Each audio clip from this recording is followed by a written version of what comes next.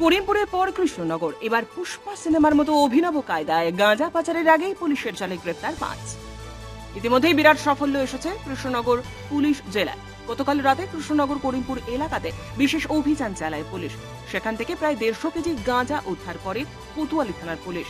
SOG Krishnanagar এবার আবারও একবার বড় সাফল্য পেল। একেবারে ফিল্মে কায়দায় গাঁজা পাচারের আগেই পুলিশের জালে গ্রেপ্তার 5। সূত্রের খবর, একটি ইকো গাড়ি এবং একটি ছোট পিকআপ ভ্যান একই সঙ্গে রাস্তা দিয়ে যাচ্ছিল। গোপন সূত্র মারফত খবর পেয়ে কৃষ্ণনগর এসওজি এবং কোতোয়ালি থানার পুলিশ যৌথ অভিযান চালায় এবং ওই গাড়ি দুটিকে আটক করে তল্লাশি শুরু করে। প্রথমে কিছু খুঁজে পাওয়া না গেলেও 5 জন যুবককে ধরে তল্লাশি শুরু করে পুলিশ। এরপরে তাদের চক্ষু চড়ক গাছ হয়।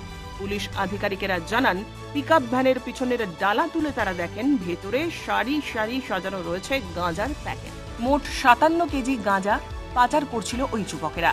তার আগেই সেই গাঁজাগুলি উদ্ধার করে কৃষ্ণনগর কোতোয়ালি থানার পুলিশ এবং এসজিও কৃষ্ণনগর বাজেয়াপ্ত করেছে। পুলিশ সূত্রে খবর, ধৃত 5 যুবকের নাম নয়ন সাহা, রাজু সাহা, সাজ্জাদ শাহ, মিঠু মণ্ডল এবং সমর সাহা।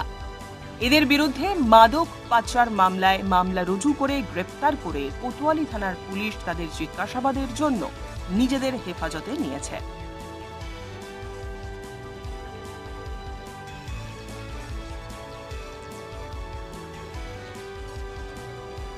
ব্যুরো রিপোর্ট, উত্তরের প্রহরী।